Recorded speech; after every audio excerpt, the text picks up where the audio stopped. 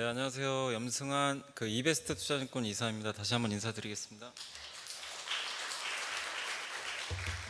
예, 너무 좀 거창하게 소개를 해주셨는데 요즘에 뭐 너무 주식시장이 좀 안 좋죠. 안 좋고 많은 분들도 좀 속상해하실 것 같고 뭐 저도 사실 뭐 힘들고 이게 아마 증권가 종사하신 분들 다 힘든 상황이죠. 뭐 개인 투자분들 마찬가지고 오늘도 시장이 좀 좋지가 않습니다. 뭐 여러 가지 이유들은 있겠지만 어찌만 뭐 끝은 있는 거니까요. 영원히 뭐 빠지는 것도 없고 사실 영원히 오르는 것도 없는데 올해 이제 하반기에 상반기 좀 너무 안 좋았기 때문에 하반기에 우리가 좀 어떤 식으로 좀 투자를 해야 될지 한번 그 부분 설명을 좀 해드리도록 하겠습니다. 그래서 사실 좀 자료가 이렇게 짧진 않아요. 그래서 이게 40분 안에 끝내야 돼가지고 제가 좀 굉장히 좀 빠르게 좀 핵심만 좀 짚어서 좀 말씀을 좀 드리도록 하겠습니다. 그래서 이게 비포장 도로에 좀 이렇게 진입을 한 시장인데 오늘 뭐 이렇게 자산시장 왜 이렇게 좀 힘든지 그 부분하고 좀 희망이 보이는 부분들이 좀 있어서 그걸 좀 한번 설명을 해드릴 예정이고, 그 다음에 물가가 완전히 좀 꺾인 건 아니지만 좀 꺾일 조짐이 좀 보인다는 거, 그 다음에 이제 투자 전략하고 포트폴리오 전략 한번 말씀을 드리도록 하겠습니다. 그래서 이게 참 여기 있는 뭐 SUV처럼 참 힘들어요. 지금 자산시장이 너무나 힘든데 그 이유를 한번 좀 설명을 드리도록 하겠습니다.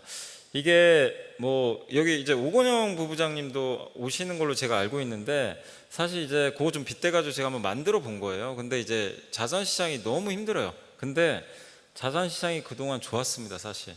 그래서 이 자산시장 공격수고 그 다음에 수비수가 이제 금리하고 물가예요. 근데 이게 2020년하고 21년도에는 손흥민 선수가 일방적으로 그냥 이겨버렸어요. 골 넣는 게 어려운 게 아니었죠. 예, 그냥 뭐 차면 차는 대로 다 들어갔어요. 왜냐, 이 수비수들이 제 역할을 할 이유도 없었고 그냥 중앙은행이 하지 말라고 했기 때문에 이제 그냥 뭐 이렇게 필드에서 존재감이 없었는데 지금 2022년 상반기에 갑자기 상황이 다 바뀌어 버렸어요. 모든 게.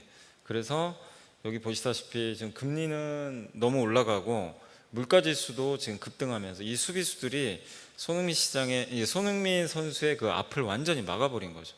그래서 한 골도 못 넣었어요. 예, 그리고 이제 오히려 역전당했죠. 수비수가 이겨버리는 이런 상황이 좀 발생을 지금 하게 됐습니다. 지금 이제 이게 현재 상황인데, 그래서 우리가 투자할 때도 사실 뭐 매크로 얘기를 좀 많이 하는 이유 중에 하나가 이게 금리와 물가가 이만큼 좀 중요한데, 사실 작년 말에 연준 의장은 걱정 마라.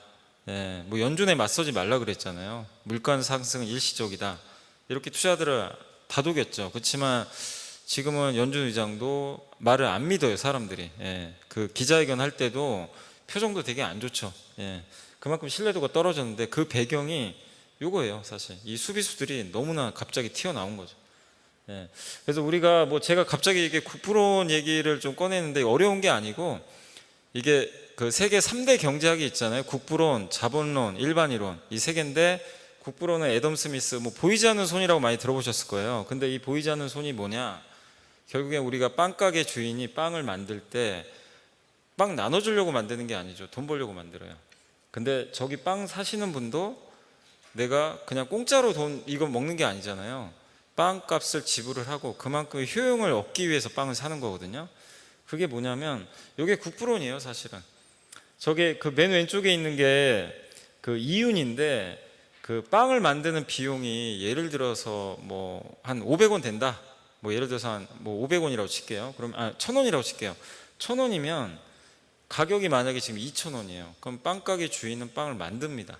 근데 만약에 비용보다 가격이 낮다면, 주변에 경쟁이 너무 치열해가지고 비용보다 가격이 낮으면 빵을 안 만들겠죠. 줄이죠. 반도체도 사실 마찬가지잖아요. 적자 나는데 굳이 만들 필요 없고 모든 경제 활동은 다 똑같습니다. 그래서 저 비용보다 가격이 높을 때 이윤이 나니까 빵을 만들게 되고, 소비자들은 이 중간에 있습니다. 저 가격보다 내가 빵을 2,000원에 사요. 근데 내가 빵을 먹어봤는데 3,000원의 효용이 있어요. 그럼 매일 가겠죠. 나는 1,000원의 만족감을 얻으니까. 이게 바로 누가 강요한 게 아니라 보이지 않는 손이에요. 이게 이제 바로 국부론입니다. 근데 저게 작동을 안 할 때가 있어요. 예, 여러 이유 때문에. 그런 걸 이제 얘기한 게 자본론, 마르크스가 얘기한 거고, 그 다음에 일반 이론은 뭐냐면 저 보이지 않는 손을 작동하게 만들어주는 게 정부 역할. 그래서 재난지원금 같은 거 막 꽂아줬잖아요. 우리 경제가 망가지니까 소비하라고. 그래서 이렇게 이제 모든 경제학은 다 흘러가는데, 지금 비용, 가격, 효용 요게 정상적으로 작동하면 경제도 정상이고 모든 경제 활동이 그냥 완만하게 흘러가요. 근데 2020년 들어와서 이게 바뀌어 버렸어요. 지금 물가가 너무 오르니까 저기 보시다시피 지금 여기 2022년 이 비용이 올라가 버렸어요. 가격도 물론 올라갑니다. 모든 물가는 다 올라가니까. 대신에 이 효용은 그대로거든요. 사람들이 느끼는 빵 맛은 똑같아요. 2,000원짜리 빵이나 2,500원이나 다른 게 없어요. 다만 비용은 올라가요. 그러니까 소비자가 느끼는 효용은 감소하기 시작합니다. 아니, 맛은 똑같은데 소비가 줄죠. 네, 가격 부담이 생겨버리니까. 이 빵을 만드시는 이 자영업자분도 비용이 증가하니까 만들어도 옛날만큼 돈을 못 벌어요. 근데 가격을 안 올릴 수는 없어요. 올리면 효용이 주니까 소비는 줄어요. 악순환에 빠지는 거예요. 지금 이게 현재 이게 전 세계 모두 다 똑같아요. 공통분모입니다. 경기 침체로 이제 가는 거예요. 이런 부분. 그러니까 이게 보이지 않는 손이 제대로 작동을 안 해요. 그러면 이거를 정부가 도와줘야 되는데 정부가 못 도와줘요. 왜? 물가 지금 계속 오르니까. 예, 방법이 없어요. 이걸 정상화시키려면 얘를 낮춰야 되는데 낮추려고 하다 보니까 뭐래요? 금리를 올리는 거죠.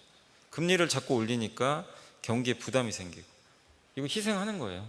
지금 이 상황이 그러니까 이거는 누구도 하지 못했던 상황들이 자꾸 발생하는데, 그 근본 원인이 이제 여기서부터 시작해요.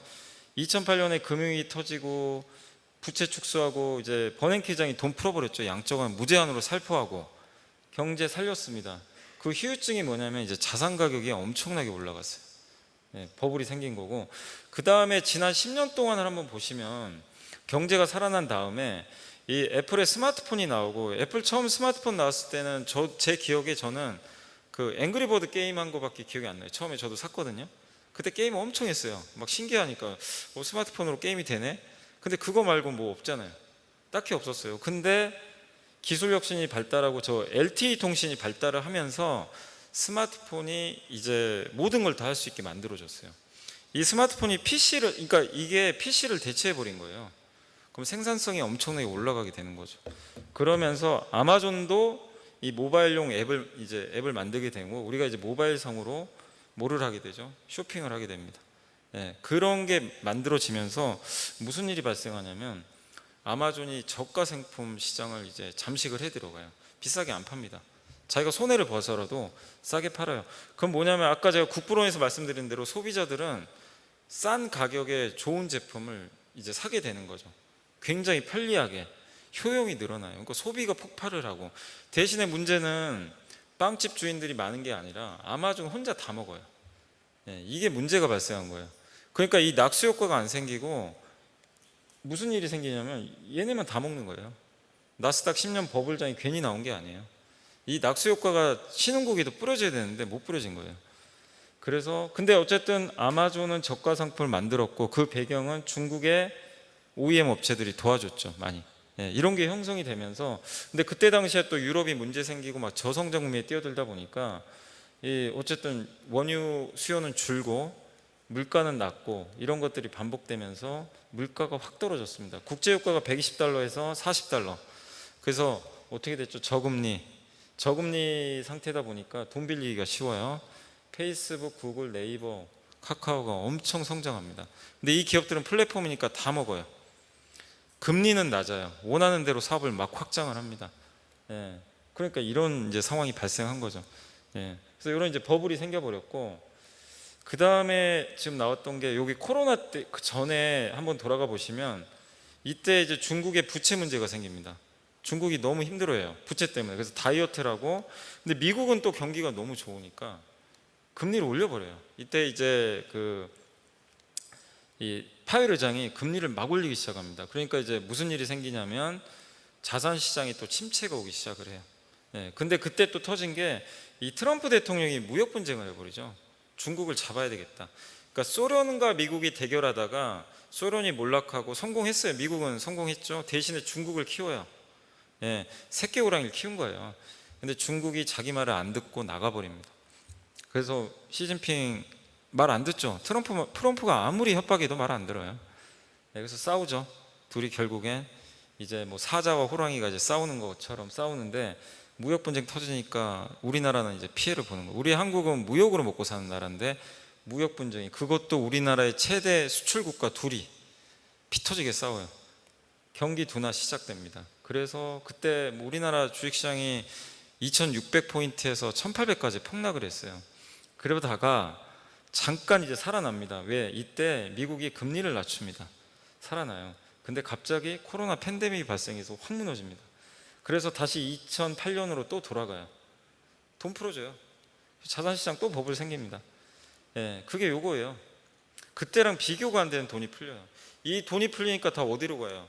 공장으로 가는 게 아니라 자산시장으로 가고요. 여러분 지갑으로 가요. 그래서 주식 사고 그 다음에 사람들이 소비를 해요. 그래서 무슨 일이 발생했냐? 여기 네 차례 현금 줬죠.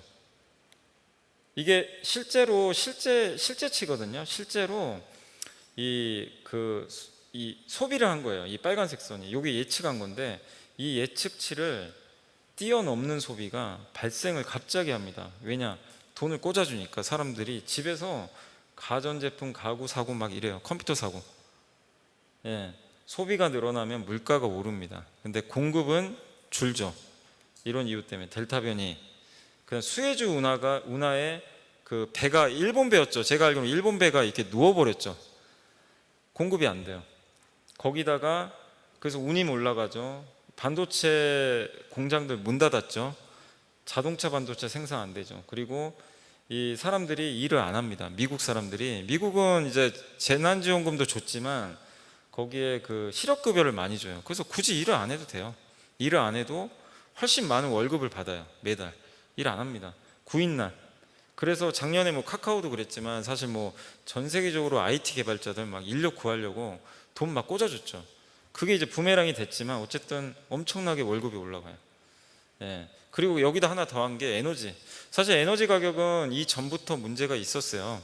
무슨 문제가 있었냐면 국제유가가 급락을 하면서 화석연료 투자를 안 합니다. 탈탄소 정책이 시작이 되죠. 거기다가 화석연료로 이제 줄이는 이 두 가지가 맞물려요. 화석연료 공급 부족, 그리고 코로나가 발생하니까 더 공급은 부족해요. 근데 화석연료 안 써요. 친환경으로 가니까 문제 없어요. 근데 왜 문제가 생겼냐? 이 두 개 때문에. 바람이 안 불어요, 유럽에. 그리고 유럽에 한파가 붑니다. 여러분들이 그 여름에 에어컨 없이 살 수는 있어요. 에어컨 없어도 그냥 샤워하고, 예, 뭐 샤워 몇 번 더 하면 돼요. 그럼 버티면 돼요. 근데 이 추운 거는 못 참아요. 사람이 얼어 죽는 거는 이건 견딜 수가 없어요. 못 견딥니다. 그래서 난방을 해야 돼요, 반드시. 그러니까 유럽이 너무 추운 거예요. 근데 신재생 에너지 가동이 안 되니 무슨 문제가 발생해요? 이 천연가스가 필요한데 없어요. 공급 부족. 그래서 이거 수입을 엄청나게 합니다. 석탄이라도 떼야 되니까. 무슨 일이 발생하죠? 이 가격이 튀어버려요, 갑자기. 이게 이제 지금 그러니까 에너지 가격에 문제가 생긴 게 이 이유 때문이에요. 이렇게 돼서 이게 잠재해 있던 건데 우리가 잘 모르고 있었죠. 이 정도까지 심각할 줄은. 잠재돼 있던 이제 악재인데 이게 러시아가 우크라이나 침공하고 나서 폭발해 버립니다. 예. 그래서 이 세 가지가 겹쳤어요. 그린플레이션, 푸틴플레이션, 코로나. 이 세 개가 완전히 같이 결합이 돼가지고 이상한 조합이 생겨버린 거예요. 그래서 물가가 폭등하고요. 금리가 상승하고 달러가 강세로 가니까 자산시장이 완전히 망가져 버렸죠. 그러니까 작년까지만 해도 뭐 우리나라는 뭐 대형 IPO도 많고 막 이래서 먼저 빠졌는데 미국의 나스닥이 직격탄을 맞아버렸어요. 이제 올해 말부터 폭락을 합니다. 이 요인들이 겹쳐지면서. 그리고 나서 소비 이제 경기 침체까지 지금 얘기가 나오기 시작을 하는 거예요. 그리고 앞으로도 쉽지가 않은 게 회색 코뿔소라고 그러죠. 우리가 이제 흔히 아는 잠재이형. 저 코뿔소가 나를 치면 나는 죽지만 죽는 걸 알면서도 그냥 그러려니 해요. 설마 코뿔소가 날 치러 오겠어? 근데 올 수도 있죠. 예, 이 중국의 부채, 한국의 가계부채, 취약고, 지금 이탈리아 문제라고 막 오늘도 언론 기사에 나오더라고요. 가스가 없어가지고. 그 다음에 에너지, 그 다음에 계속 싸워요. 미국, 러시아, 미국, 중국, 또 대만은 지금 화약고입니다. 사실 뭐 대만이 뭐 안전할 수도 있겠지만 중국과 대만 관계가 지금 심상치가 않잖아요. 근데 대만 지금 정권이 약간 미국 쪽이죠. 그래서 화약고예요. 근데 거기에 반도체 공장이 있단 말이에요. 그러니까 미국도 포기 못하고 중국도 포기를 못해요. 이게 회사 코뿔소인데 당장 위험하다는 게 아니라 저 코뿔소가 나한테 올 수도 있어요, 언젠가 갑자기. 그럼 나는 죽어버리는 거예요, 사실. 자산시장이 항상 이런 좀 폭탄들을 안고는 있다. 근데 이거를 대처를 정부들이 잘해주면 좋죠. 예. 그렇지만 좀 저런 게 잠재돼 있다는 걸 염두에 두시고, 다만 이제 좀 시장이, 저는 좀 그래도 하반기에 좀 가을 이후부터는 숨통이 틀 수도 있다라고 보는 게, 모든 원인이 이 원자재거든요. 근데 이 원자재가 예전에도 있었어요. 예전에 그 아랍의 봄이라고 에그플레이션 생겨가지고 한번 난동이 난 적이 있었죠. 그때 왜 먹고 살아야 되니까. 그때도 온실가스 규제해가지고 석탄, 천연가스 못 쓰게 했거든요. 이거 원료가 이걸로 비료를 만들어요. 비료값이 막 폭등합니다. 비료값 폭등하면 농산물 가격이 같이 올라가요. 그래서 에그플레이션, 아랍의 봄, 이번에도 똑같아요. 비료 가격이 급등했습니다. 거기다 그 전쟁 나니까 우크라이나에서 밀 수출 안 되죠. 또 발생했어요. 예, 무슨 일이 생겼죠? 스리랑카가 망했잖아요. 지금 스리랑카 정권이 전복됐어요. 예, 거기 정권 다 물러나고 이런 일들이 생깁니다. 그러면 정치권에서 뭐라고 하겠어요? 그러니까 정치인들은 표로 먹고 살잖아요. 예, 지금 친환경이 중요한 게 아니라 국민들이 먹고 살아야 돼요. 지금 이제 그렇게 생각을 하기 시작한 거예요. 그래서 이렇게 시위가 이렇게 많이 발생을 해요. 실제 여기 지금 시위가 이렇게 많이 발생했어요. 예. 그리고 요게 지금 독일이나 영국, 프랑스도 원래는 신재생만 하는데 신재생 플러스 지금 LNG를 지금 추가를 했고 원전 비중 늘려요. 원전이 좋다 나쁘다가 아니라 늘립니다. 프랑스도 비중은 늘려요. 그리고 ESG를 찬양했던 분들이 지금 말을 싹 바꿨어요. 여기 일론 머스크는 ESG가 사기라고 하고요. 블랙록 자산운용사 사장은 ESG를 이제 투자의 기준으로 삼으면 안 된다. 예, 과도한 정책 반대한다. 말을 싹 바꿔버렸습니다. 그리고 바이든은 친환경주의자인데 알래스카 이런 데다가 원유나 석유 시추할 수 있게 검토하겠다. 이렇게 바꾸고 있어요. 왜냐? 친환경을 버린다는 게 아니라 지금 급하니까 옛날로 돌아가겠다는 거예요. 이런 것들이 나오기 때문에 원유의 공급이 앞으로 늘어날 수 있고, 그 다음에 중국과 인도가 러시아산 원유 수입을 많이 늘려요 지금. 그러니까 중동에서 받던 거를 러시아산으로 바꾸면 싸게 받아요. 한 30%. 그래서 지금 중국은 무역 수지가 흑자입니다. 우리 한국은 적자지만. 근데 이게 공급이 그러면 늘어나는 거죠 사실은. 예. 그리고 미국이 긴축을 어쨌든 하게 되면 경기 침체 가서 에너지 수요가 둔화되고요. 그 다음에 위안화가 약세로 갈 가능성이 높아요. 이런 게 결합이 되면 원자재 가격은 꺾일 가능성이 높다는 거죠. 예. 그러니까 이런 부분을 본다면 하반기엔 지금보다 좀 유가가 좀 꺾이지 않을까. 그래서 지금 유가 이미 꺾였죠 조금씩은. 그런 것들이 이제 이런 이유들 때문입니다. 예. 그리고 저희 당사 이베스트에서는 9월 이후로 좀 보고 있는 이유가 7, 8월까지는 이런 수요가 좀 있어요. 멕시코만의 허리케인이 좀 발생하니까 정유 공장들이 많거든요. 여기가 또 타격을 받으면 일시적으로 유가 튈 수도 있어요. 그리고 미국 드라이빙 시즌, 중동은 냉방 시즌이에요. 원유 수요가 많아요. 그러니까 8월까지는 이 원자재 가격이 좀 박스권을 그리다가 이게 끝나면 수요가 꺾일 거 아니에요. 그래서 저희 당사는 뭐 많은 분들이 지금 현실성 없다고 말씀들을 하시겠지만 국제 유가가 70달러까지도 떨어질 수도 있다. 하단이. 예, 평균은 한 80달러 초반 정도는 보고 있는데 이 레벨까지도 갈 수 있다. 아까 말씀드린 그런 이유들 때문에 그렇게 보고 있고, 이 최근에 시티그룹에서는 국제유가가 65달러까지 떨어질 수 있다 이렇게 보도를 냈고, 다만 골드만삭스는 380달러 갈 수도 있다 했기 때문에 이건 뭐 누구 말이 맞을지 모릅니다. 어쨌든 전쟁이나 여러 변수들은 있지만 지금 이런 어떤 흐름에 의해선 저희는 좀 꺾이지 않을까 이렇게 보고 있고, 그리고 이제 물가는 실제로 꺾이고 있어요. ISM 신규 주문 지수, 예, 요게 이제 신규로 주문 지수가 떨어졌다는 거, 50 이하라는 거는 주문이 줄고 있다는 얘기예요. 그럼 수요가 꺾였다는 얘기입니다. 수요가 꺾이면 당연히 물가에 영향을 주고, 그 다음에 중국의 구매 가격 지수, 주황색 선인데 이게 꺾이잖아요. 그럼 중국 생산자 물가가 꺾이고요. 나중에 미국의 소비자 물가, 내일 발표되지만 내일은 안 꺾이지만 이 선행적으로 이런 것들이 먼저 꺾이고 나서 이제 순차적으로 꺾인다는 거, 이것도 염두에 두시고, 그 다음에 실제로 물가에 영향 주는 운임지수, 목재 가격 반토막 났고요. 중고차 가격 지수는 높지만 지금 꺾이고 있어요. 반도체 공급이 정상화되면서. 예. 그리고 미국과 중국이 아마 조만간 발표할 거예요. 4년 지났어요. 4년 지나면 저 관세 부과한 게 4년 지나면 자동 폐기돼요. 그래서 지금 미국에서 발표는 안 하는데 조만간 발표합니다. 그래서 아마 관세를 인하할 가능성이 높습니다. 예. 그리고 경기 침체가 가니까 미국 회사들이 지금 다 해고하죠. 한국은 사실 정직원 해고 불가능하잖아요. 근데 미국은 해고가 자유로운 국가예요. 그래서 저렇게 이제 사람들을 가차없이 잘라요. 근데 저걸 자르면 아까 제가 설명드렸죠. 구인난 때문에 임금이 올라갔는데 임금 상승이 더 이상 안 이루어집니다. 임금은 내려가지는 않아요. 근데 내 월급은 한번 오르면 내려가지는 않지만 더 이상 못 올라가는 거죠. 저런 상황이 발생을 하면. 그럼 물가는 완만하게 꺾일 가능성이 높고, 그 다음에 실제 국제유가, 천연가스, 팜유 다 꺾였어요. 실제로. 예, 되게 빠르죠. 예, 이런 데이터들은 이미 좀 나와 있고, 거기다 작년 10월부터 미국의 소비자 물가가 이렇게 올라갔거든요. 작년 10월부터. 그러면 역기저효과죠. 작년 10월에 높았기 때문에 올해 10월에는 유가만 안정화되면 생각보다 물가 상승률이 낮아질 가능성이 굉장히 높아요.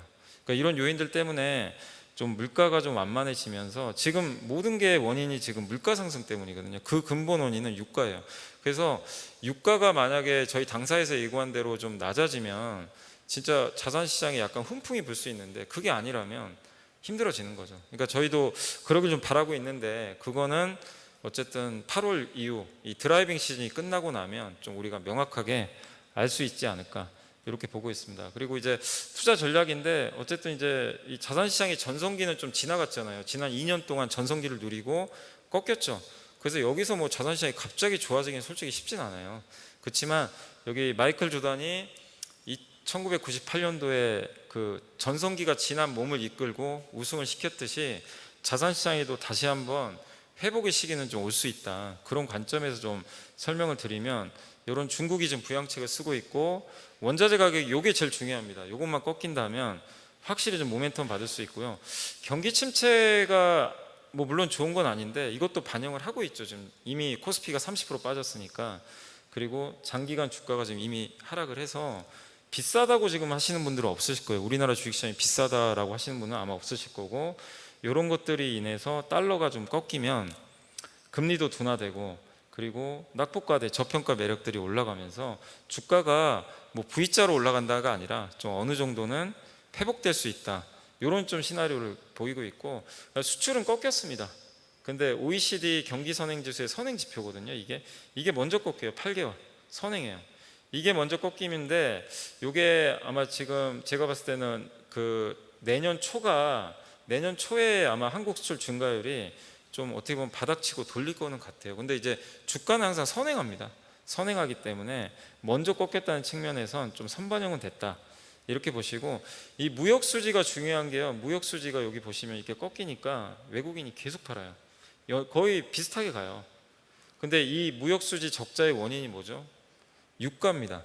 그래서 유가가 꺾여야 돼요. 유가 꺾이면 외국인도 저희는 돌아올 수 있다, 이렇게 좀 보고 있어요. 그리고 주가는 실적의 함수지만 항상 선행합니다. 이게 주가가 먼저 꺾여요. 여기 보세요. 이익은 이렇게 올라가는데, 그러니까 이해를 못하는 거죠. 이익은 오르는데 주가는 먼저 꺾여요. 그래서 마법의 단어 있잖아요. 피크아웃. 좋으면 피크아웃. 그리고 또 요즘에 굉장히 주식 투자하시는 분들이 좀 많이 짜증내시는 게, 좋으면 피크아웃, 안 좋으면 안 좋다고 주가 빠지고. 그러니까 진짜 이게 어쩌란 말이냐라는 말이 좀 나올 수밖에 없는 게, 한국 시장의 딜레마예요. 너무 짜증나지만 이게 좀 어쩔 수가 없는 것 같아요. 예. 그렇지만 주가가 먼저 빠졌기 때문에 지금은 오히려 6, 8개월 전에 주가 좀 우리가 그 선행성을 좀 감안을 하면 내년 1분기가 이익률이 저점으로 보거든요. 그러면 적어도 내년 3월이라고 친다면 올해 9월부터는 이게 돌릴 확률이 높다고 저희는 보고 있는 거예요. 이 주가의 선행성에 의해서 그렇게 보고 있고, 반도체 삼성전자 고점 대비 하락률입니다. 이렇게 많이 빠졌어요. 과거에 이게 36.9%가 보통 빠지더라고요. 고점 대비 지금 다 왔죠. 그리고 반도체 밸류에이션 금융위기 때만큼 떨어졌습니다. 그리고 요거 이제 그 외국계나 뭐 이 국내 증권사에서 이제 유추한 건데, 요게 4월 달이고 요게 7월 달이에요. 7월 달에 예상한 수치인데, 반도체 가격이 원래는 오를 줄 알았어요. 예, 올해 4월에는 그렇게 예상을 했어요. 실제 바뀌었어요. 역성장. 근데 반대로 보세요. 내년에 올라갑니다. 반도체 주가는 6개월 선행을 해요. 그래서 내년 2분기에 드디어 플러스예요. 그럼 삼성전자도 올해 적어도 여름 지나고 나서는 굉장히 좀 좋아질 수 있다, 이렇게 보고 있습니다. 그리고 시스템 위기가 아니라면 밸류에이션 상으로는 지금 PBR이 0.9배니까 거의 역사적 저점까지 왔죠. 그래서 저희 이베스트에서는 좀 굉장히 지금은 주식을 좀 오히려 좀 늘릴 때다, 이렇게 좀 말씀을 드리고 싶고요. 뭐 이게 전 세계에서도, 그러니까 수치만 봐도 극단적 저평가죠. 근데 이게 저평가인 이유는 너무 많아요. 뭐 주주 환원도 부족하고, 오늘 보니까 DB하이텍이라는 기업이 또 막 물적 분할 얘기 나와가지고 시끄럽더라고요. 근데 그런 행태들이 계속 나오니까 시장이 이게 할인을 받을 수밖에 없는 것 같아요, 한국 증시가. 그렇지만 그런 걸 감안해도 좀 싼 거는 부인할 수 없는 사실인 것 같습니다. 그리고 요거는 이제 하워드 막스의 책에도 있던 건데, 지금 작년 1월 달에는 여기 있었거든요. 예, 뭐 많은 분들이 여기서 주식도 사신 분도 계시겠지만 지금은 누가 봐도 이쪽에 있는 거죠. 예, 지금은 공포 구간이에요. 그래서 지금은 돈을 잃을 확률보다는 좀 오히려 기회를 잃을 위험이 좀 크지 않나, 이렇게 좀 말씀을 드리고 싶고, 그리고 뭐 실제로 하워드 막스도 모든 자산이 지금 박앤세일 기간이라고 자기는 주식 산다 그랬어요. 매크로가 어쩌고 저쩌고 해도 자기는 주식을 지금 사고 있다, 시장의 타이밍은 나도 모르겠다, 난 물려도 사겠다, 이런 좀 얘기를 하고 있는데, 이게 정답이라는 건 아니지만 지금 분명히 기회를 잃을 확률이 좀 높은 그런 구간으로 보고 있고, 그리고 항상 그렇지만 이게 삼성전자 주가고요, 그 다음 실제 반도체 사이클입니다. 그래서 물리면서 사야 되는 구간이라고 말씀드리는 게 선행을 해요. 이게 정확하게 연동되지 않은 게, 실제 2018년 1월에 삼성전자 주가 고점인데 실제 사이클은 7월에 고점 찍었어요. 여기 21년도에도 1월에 고점인데 주가는 21년 8월에 꺾여버렸어요, 사이클에. 근데 지금은 이 정도까지 왔다는 얘기죠. 그래서 내년 3월에 돌린다면 이제부터는 좀 모아 가야 된다, 그게 이제 저희의 좀 의견이고, 그래서 지금은 주식을 팔기보다는 좀 어렵지만 좋은 기업 선별해서 투자하자, 그거고, 레버리지 좀 자제하고 분산 투자하고, 좀 채권도 요즘에 많이 유행하잖아요. 채권이나 고배당 주들도 한번 보자, 그런 내용입니다. 그리고 요건 많이들 아실 거예요. 주가는 EPS 곱하기 PER이죠. PER이 지금 작동을 안 해요. 너무 금리가 올라가니까. 시간 관계에서 제가 빨리 넘어가면, EPS는 기업이익은 P 곱하기 Q 마이너스 C잖아요. 이거 되게 간단한 산수죠. 판매 단가 올리고 Q, 그 다음에 많이 팔면 매출액, 여기서 비용 빼면 이익 나는 거죠. 근데 지금 무슨 문제가 생겼죠? 비용이 너무 올라가요. 요게 C가, 이게 올라가니까 기업들이 앞으로 이제 이익이 줄겠죠. 그래서 단가를 올리거나 판매를 많이 하는 업체를 찾아야 됩니다. 그래서 지금 중요한 게, 저는 단가 올릴 수 있는 업체 많지가 않아요. 그래서 수요 성장 산업에 집중하자. 그래서 저는 시장도 시장인데 분명히 시장이 진정되면 또 스타 기업들이 나올 거예요. 그런 기업들은 여기 판매 수량을 늘릴 수 있는 기업이 뭐 해당되지 않을까. 그래서 투자 아이디어로 좀 넘어가면, 지금 프렌드 쇼어링이라고 많이 들어보셨을 거예요. 탈세계화. 예, 지금 나토에서도 러시아와 중국을 거의 적으로 지금 이제 돌려버렸어요. 그러면서 미국과 EU, 러시아와 중국인데, 이 안에서 한국은 어쨌든 지금 누가 봐도 미국 쪽으로 좀 가고 있어요, 방향이. 중국보다는. 그럼 중국의 비중이 높은 기업들은 상대적으로 피해를 볼 가능성이 높고, 미국 비중이 높은 기업들은 수혜를 받을 가능성이 좀 상당히 높은 상황인데, 그 가장 대표적인 회사가 현대차죠. 현대차는 이게 되게 아이러니한 게 중국에 존재감이 없어요. 중국 점유율이 없어요. 그래서 지금 시기에는 오히려 그게 수혜죠. 중국에서 잃을 게 없어요. 근데 중국에서 너무 잘하는 기업들은 힘들다는 거죠. 근데 이것도 막연한 추측이에요. 사실 어떻게 될지 몰라요. 중국이 보복을 할지 안 할지는 우리는 알 수는 없지만, 주식 투자하실 때는 그런 리스크도 생각을 해야 되니까, 되도록이면 미국 쪽, EU 쪽 이 공급망과 관련된 기업들을 보시는 게 좋을 것 같고, 그 다음에 탈세계화가 3번 있었어요. 이 전쟁 끝나고 예전에. 지금이 3번째입니다. 지금 이제 3번째 탈세계화 시작이 됐는데, 이 세계화 시대에서 각각의 무슨 일이 있었냐. 처음에는 미국이 독일과 일본을 중심으로 해서 밀어줬고, 그 다음에 소련 붕괴 다음에는 중국을 밀어줍니다. 그 다음에 이제 중국과 1대1로 싸우죠. 그래서 뭘 만들어요? 한국, 대만, 일본, 인도 경제 프레임워크 만들어 가지고 중국을 견제합니다. 그 핵심이 반도체 배터리입니다. 그죠? 예. 근데 저는 GDP가 이게 올라가야 되는데 지금 못 올라가잖아요. 그 이유가 뭐죠? 수출도 안 돼, 소비도 안 돼. 지금 정부도 재정 적자 줄인다 그래요. 그럼 방법은 민간 투자밖에 없어요. 그래서 얼마 전에 천조 투자한다 그랬죠. 예, 그래서 천조 투자, 그래 너네 해, 내가 도와줄게, 세금 깎아준다, 이거 논리예요. 그래서 투자 쪽이 늘어날 가능성이 높은데 이렇게 천조 투자합니다. 반도체, 바이오, 배터리 이런 것들 다 투자하게 되고, 그러면서 그래서 이 투자의 시대고, 이 투자가 늘어나면요, 어쨌든 지금 물가가 높다는 건 공급이 지금 부족해서거든요. 투자 늘리면 공급 늘어나요. 이게 물가하고도 좀 맞는 얘기죠. 그래서 저는 무형자산의 시대보다는 이제는 좀 유형자산 시대로 돌아간다.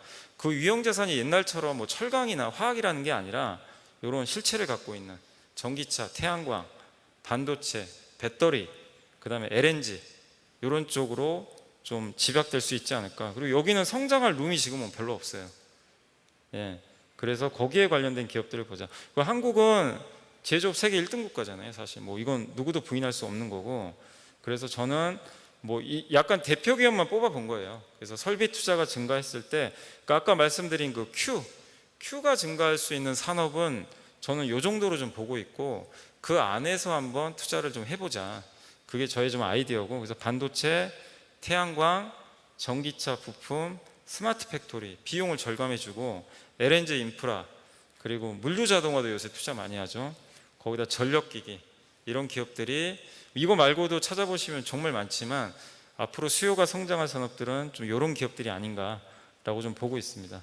그리고 이제 포트폴리오 한번 좀 예시를 좀 적어 본 건데, 포트폴리오 축군에서는 저는 일부 좀 채권도 괜찮다고 봐요. 워낙 지금 금리가 좀 높게 올라왔기 때문에. 그래서 채권도 좀 일부 투자하신 것도 좋고, 이런 기업들 좀 분산하셔가지고 여러분들이 한번 투자를 한번 해보시는 것도. 근데 이거 말고도 포트폴리오를 좀 아까 말씀드린 대로 잘 적당히 좀 꾸리신다면, 이게 시장이 올라가야 물론 의미가 있지만 지금 좀 어려운 단계라서 7, 8월까지는 좀 고생은 해야 되겠지만, 나중에 또 한 번에 회복되는 그런 장세 흐름이 나온다면 분명히 좀 좋은 결과 있지 않을까, 이렇게 말씀을 드리고 싶고, 마지막으로 좀 당부드리고 싶은 게, 시장이 2020년, 21년에는 그 내가 좀 손쉽게 이렇게 종목들을 발굴하면 되게 쉽게 수익을 낼 수 있는 그런 구간인데, 지금은 아까 보셨지만 PQC에서 C가 너무 올라가요, 비용이. 그래서 종목 선정을 굉장히 좀 잘 하셔야 될 것 같아요. 지금은 지뢰밭이니까. 그래서 선정을 하실 때 아까 말씀드린 대로 이 Q, 수요가 성장할 산업이 뭔지 그거를 한번 고민을 해보시고, 그쪽에 내가 공부가 돼 있으면, 지금 뭐 많은 분들이 물려 계실 거예요. 사실 뭐 수익 내신 분은 거의 없고 리밸런싱 하는 거죠. 왜냐, 지금은 뭐 하이닉스도 폭락해 있고 LG 디스플레이도 폭락해 있고 수요가 안 좋은 거, 나쁜 거, 좋은 거 다 빠져 있습니다. 그럼 차라리 교체 매매하기는 더 좋아요. 근데 왜냐하면 강세장에서는요, 올라가는 건 올라가는데 실적 안 좋은 건 안 가잖아요. 시장이 아무리 좋아도 교체를 못 해요. 그래서 차라리 이럴 때 한번 조금 더 그런 부분들을 좀 고민하셔가지고 투자를 해나가시면 좀 좋을 것 같습니다. 예. 제가 좀 오늘 이제 워낙 좀 시간이 짧아서 원래는 한 1시간 반 정도 할 수 있는 내용인데, 일단 최대한 좀 이렇게 간략하게 설명을 드렸으니까요. 요 내용 좀 참고하셔가지고 좀 가을 이후에 하반기 장세에 좀 잘 대응하시면 좀 좋을 것 같습니다. 감사합니다.